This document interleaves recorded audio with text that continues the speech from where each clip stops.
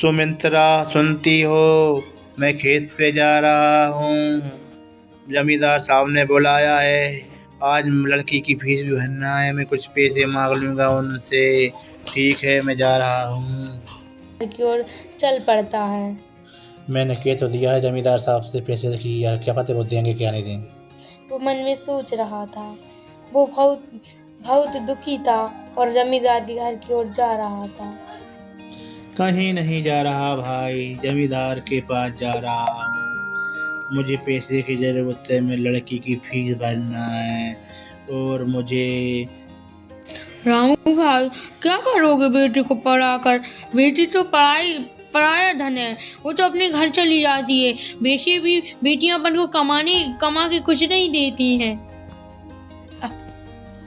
नहीं रामू भाई, बेटियों को भी पढ़ाना चाहिए। बेटी पढ़ लिख कर भी कोई पुलिस बन रही है, कोई डॉक्टर बन रही हैं, कोई मैडम बन रही हैं। इसलिए बेटियों को भी पढ़ाना चाहिए।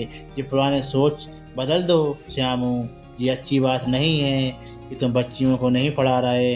मैं तो मेरी बच्ची को बहुत पढ़ाऊँगा, लिखाऊँगा और उसे इस काबिल बनाऊँगा वो कि जिससे तू कितना पढ़ाएगा तेरी बेटी को? तेरे पास खाने के लिए तो पैसे नहीं है। तेरी बेटी को क्या पढ़ाएगा? तू आईपीएस बनाएगा, मैडम बनाएगा, कलेक्टर बनाएगा। तू तो उसे गांव की चपरासा नहीं बना सकता। गरीब कहीं का बात करता है पढ़ाने की। देखा था तेरी माँ को भी, वो भी यही बोलती थी, मेरे बेटे को पढ़ाऊंगी, मेरे बेटे को पढ़ाऊंगी। अब तू भी तो गरीब बना फिर रहा है। तू क्या पढ़ाएगा तेरी बेटी को? तेरी माँ भी तो तुझे नहीं पढ़ा पाई। ठीक है श्यामू, मैं चलता हूँ और मैं अपनी बेटी को आईएएस ऑफिसर बना के ही रहूँगा। और जब भी मैं तेरे सामने आऊँगा और तू खुद मेरे पास आएगा। ठीक है, मैं चलता हूँ। रामू बेचारा इतनी बातें सुनकर चिंतित मन लेकर आराम आराम से जमींदार के घर जाने लगता है। और फिर रामू जमींदार के घर आ जाता है।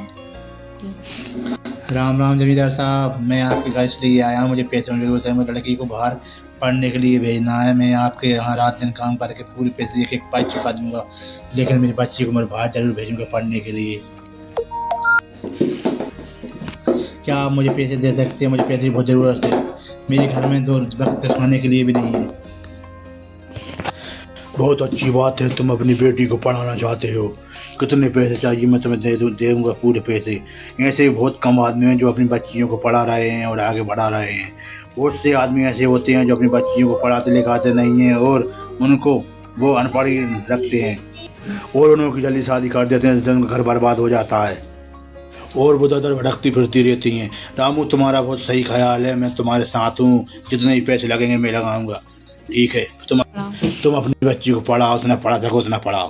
ठीक है, ये लो पैसे और अपनी बेटी को खूब पढ़ाओ लिखाओ। बहुत बहुत धन्यवाद सेठ जी आपका। आप बहुत अच्छे हो, दिल के सच्चे हो। मैं आपका बहुत एहसानदार हूँ। मैं आपका जी एहसान कैसे चुकाऊँगा। अब मैं चलता हूँ। मेरी बच्ची राह देख रही और उसे पढ़ाने के लिए सेठ में बाहर भेज रहा हूँ। आपका बहुत बहुत धन्यवाद। ठीक, धन्यवाद कहने की जरूरत नहीं है रामू, ये तो मेरा फर्ज है। इससे तुम्हारी लड़की कुछ पढ़ लिख के कुछ बन जाएगी। उसमें कुछ सब गांव की भलाई है, उसमें सब गांव का ही नाम रोशन करेगी वो। तो पैसे की कोई दिक्कत मत समझना रामू, और ज़रूरत पड़े तो और पैसे ले जाना। धन्यवाद करने की कोई ज़रूरत नहीं है रामू। रामू, धन्यवाद कहने की इसमें कोई ज़रूरत नहीं है। इसमें तो आपकी बेटी पढ़ेगी तो सबके भला, सबका ही वो होगा, सब गांव का ही नाम। इसमें धन्यवाद कहने की जरूरत नहीं है रामू। इससे अपने सब गांव का नाम रोशन होगा। आपकी बेटी पढ़ेगी तो और पैसे की जरूरत पड़े तो और ले जाना। रुक जा, काट चुप। इसमें कोई गलती नहीं है रामू, धन्यवाद कही जरूरत नहीं है। आपकी बेटी पढ़ेगी, उससे नाम सबका ही रोशन होगा। मेरा भी होगा, तुम्हारा भी होगा, पूरे गांव का नाम रोशन होगा।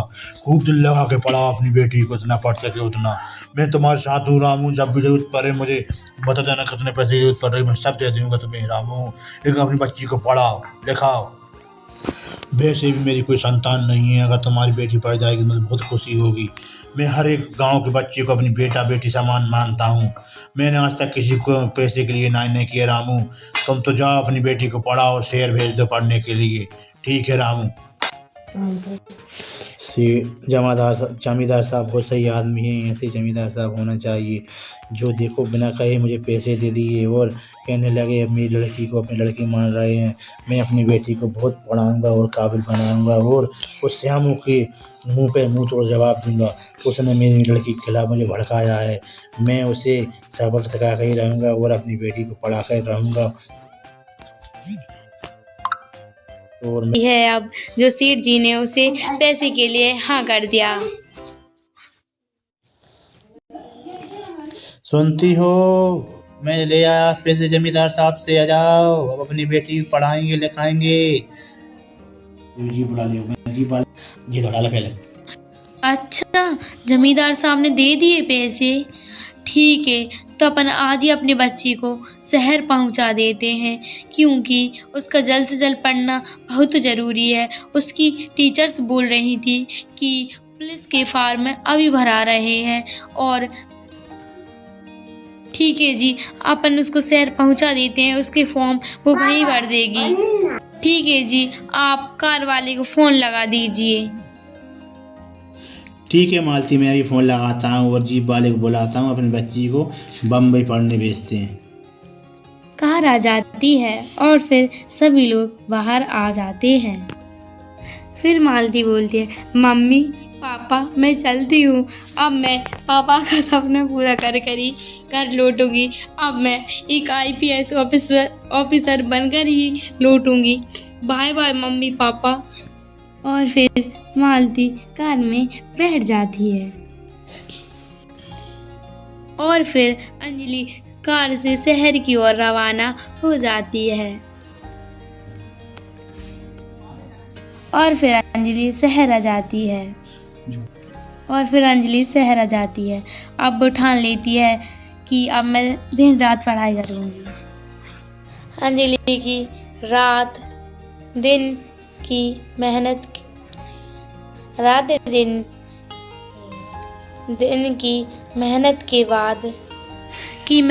के बाद वह पुलिस अफसर बन ही जाती है, और वह मन में सोचती है कि मैं जल्दी से जल्दी जाकर अपने मम्मी पापा को यह खुशखबरी देती हूँ। वह कहती है कि ठीक है, अब मैं चलती हूँ, मुझे देखकर मेरे मम्मी पापा बहुत खुशी होंगे। अब वो जाने लगती है घर की ओर। कांग्रेचुलेशन मैडम, आप यहाँ की अब आपके गांव में आपकी ड्यूटी लग चुकी है और मैं आपके साथ ही रहूँगा हमेशा। चलिए आप गांव चलते हैं, जीप आ गई है, चलिए बैठिए। और फिर वह दोनों गांव की ओर रवाना हो जाते हैं। मुझे बहुत खुशी हुई बेटा, तुम IPS ऑफिसर बन गई। मैं बहुत खुश हूँ कि आप वो IPS ऑफिसर बनकर घर आ गई हो। अब मुझे जमींदार के पैसे को चुकाना है। श्याम बोल रहा था मेरी बच्ची पढ़ाना लिखाना, उसे घर के काम सिखाएं, लेकिन मैंने उसकी बात नहीं मानी। आज मैंने तो पढ़ा लिखा काबिल इंसान बना दिया। आज तूने मेरा सिर गर्व से ऊंचा कर दिया। मैं आज बहुत खुश हूँ। मैं अभी श्यामू को जाकर बताता हूँ कि देख मेरी लड़की IPS ऑफिसर बनकर आई है। और मैं साथ में जमींदार साहब को भी धन्यवाद देता हूँ जिन्होंने मुझे पैसे दिए और तुझे IPS ऑफिसर बनने में सबसे ज़्यादा मदद की। मैं जमींदार साहब को भी बुला के लाता हूँ। रामू को मैं बाद में देख लूँगा, श्यामू को मैं बाद में देख लूँगा। अभी तो मैं जमींदार साहब को बुला के लाता हूँ। फिर रामू श्यामू और जमींदार को घर पर बुलाकर लेकर आ जाता है। फिर जमींदार जी कहते हैं कि रामू तूने तो कमाल ही कर दिया, आकर अपनी बेटी को पढ़ा लिखा कर आज ऑफिसर बना ही दिया। रामू आज तूने अपने पूरे गांव का सर गर्व से ऊंचा कर दिया है। आज मैं बहुत खुश हूँ। जा, मैं तेरे पैसे माफ़ करता हूँ, मुझे नहीं चाहिए। आज तूने बहुत ही बढ़िया अच्छा काम किया है। ये गांव की पहली लड़की है जो अपने पैरों पर खड़ी हुई है। अंजलि तुम बहुत बढ़िया हो जो कि पढ़ लिख के आज IPS बना लिया आपने ने। अंजलि बहुत सही है तुम लड़की। वाह रामू, मान गए तुझको। आज आखिर तूने अपनी बिटिया को पढ़ा ही लिया। मैं तो तुझे मैंने तो ये इतना भड़काया फिर भी तू नहीं माना। मैं तुझसे माफ़ी मांगता हूँ। मैंने तेरी बेटी और तेरे बारे में बहुत बुरा भला कहा है। हो सके तो मुझे माफ़ कर देना। शर्मिंदा मत। मुझे बहुत शर्मिंदगी महसूस हो रही है। मुझे तुझसे ऐसा नहीं बोलना चाहिए था। ठीक है रामू, अब मैं जा सकता हूँ। प्लीज़ मुझे माफ़ कर देना हो सके तो। रामू, श्यामू मुझे शर्मिंदा मत करो, और जमींदार साहब आप भी शर्मिंदा मत करो। मैं तो आप सबकी वजह से मैंने मेरी लड़की को पढ़ाया और इस काबिल बनाया। आज अपने गांव का नाम रोशन हुआ और मैं भी बहुत खुश हूँ।